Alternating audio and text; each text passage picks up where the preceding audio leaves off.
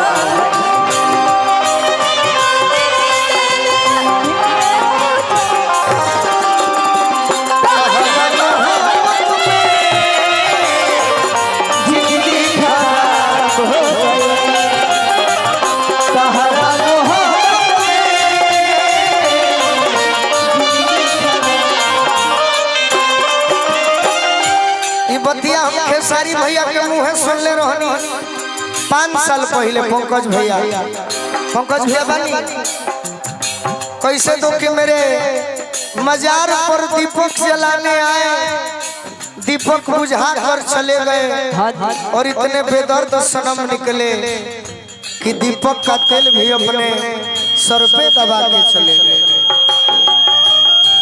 कहता है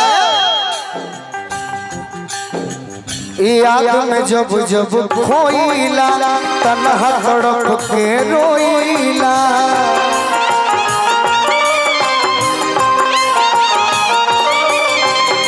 पढ़ेला बेकरारी तो दारू पी के सोइला। पढ़ेला बेकरारी तो दारू पी के सोइला। याद में जब जब खोइला तन्हा तड़प के रोइला। याद में जब जब भाई हमरा मंजय मसीहा तन्हा तड़प के रोइला। पढ़ेला बेकरारी तो दारू पी के सोइला। पढ़ेला बेकरारी तो दारू पी के सोइला। ये हमरा गोलू भैया है पटेढ़ा से लड़का को हता किए प्रेमिका। अब तो बंदी अखिया में लौके सुरतिया। अब तो बंदी अखिया में लौके सुरतिया। मिलन ख्वाब हो गई। तहरा मोहब्बत में जिंदगी खराब हो गई। तहरा मोहब्बत में जिंदगी खराब हो गई। लिया कभी दामन छोड़ा लिया, कभी बंधन जोड़ा लिया, कभी दामन छोड़ा लिया। तो साथी रे सब कुछ भुला दिया, सब कुछ सिखा दिया, सब कुछ भुला दिया। कैसा भुला तेरे राधे तेरे राधे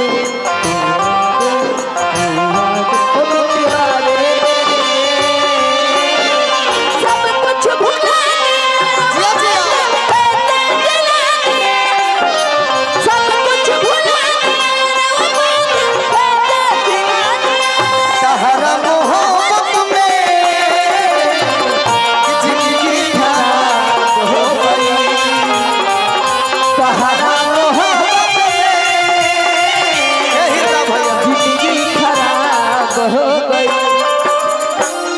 बड़े भैया हैप्पी शाही जी आशीर्वाद दिले बानी लास्ट में लइका कहता अब कुछ के चाहना बा कुछ के चाहना जिए के दोसर रहना बा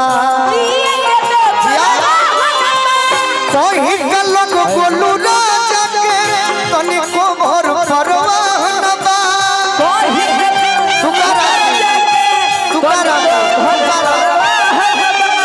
अब कुछ के चाहना बा जिए के दोसर रहना बा कोई का लोग बोलू राजा के जिए के दोसर कोई का लोग बोलू राजा के अरे तनिको भर परवाह न बा जो खमी जीते तोर के अरे भिसकी बलंदर के न सते हिसाब हो गई अरे तहरा मोहब्बत में अरे है जिंदगी खराब हो गई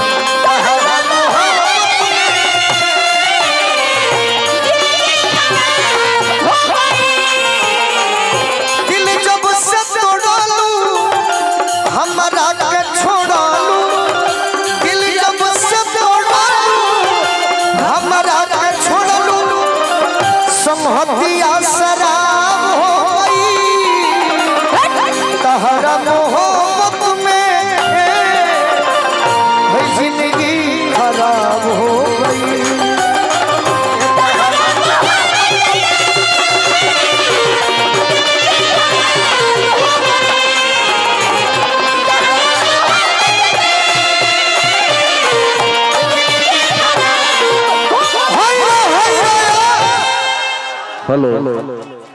हेलो हेलो 1 मिनट रुक जाइएगा भाई। ये जो गाना इतने सलीके से सेट सॉन्ग आए आप लोग इतना कमजोर ताली बजाएंगे तो उम्मीद अच्छा नहीं लग रहा है। जोरदार ताली बजाइए। शराब पर जब ये गीत गाएं तो मैं मुकेश भाई गोलू को इस गाने पर शेर समर्पित करता हूं कि कुल्ही रंगीन पानी शराब ना होला कुल्ही रंगीन पानी शराब ना होला हमारा है गोलू के देख के मुस्कुरा के दांते अंगुली दबा के भाग गेलू अनु ये हमारा गोलू राजा के प्यार के जवाब ना होला यदि रउआ सब प्यार करीला तो दोनों हाथवा खोल के आ जोरदार थप्पड़ी बजाती भोजपुरी के खाटी माटी के अंदाज के कलाकार भाई गोलू राजा। तब मैं कहना चाहता हूं कि तुम्हारे पास आता हूं इधर आ रहा गोलू भाई तो प्रणाम अलग अंदाज से है ताली बजा दीजिए। तुम्हारे पास आता हूं तो सांसें भीग जाती है तुम्हारे पास आता हूं तो सांसें भीग जाती है मोहब्बत इतनी मिलती है कि आंखें भीग जाती है तवा सुमित्र जैसा है हंसी बरसात जैसी है। गोलू राजा जब तुम सैड सॉन्ग गाते हो खाटी माटी के गीतों को सुनाते हो ये भोजपुरी की रातें भीग जाती है। आपकी गायकी से भोजपुरी के मंचों पर उजाला होने लगता है। जब आप धोती कुर्ता में ठुमका लगाते हैं तो ये सांसें भीग जाती है। बहुत बहुत आभार भाई गोलू राजा। मैं चाहता हूं अजीत हलचल भाई साहब आप आवाज सुन रहे हैं तो मंच पर स्टेज थोड़ा खाली कर दीजिए। गोलू भाई बैठेंगे स्टेज पर हम लोग साथ। पंकज भैया बिल्कुल गोलू भाई अपने के साथ बैठेंगे स्टेज पर। हम चाह हेलो भैया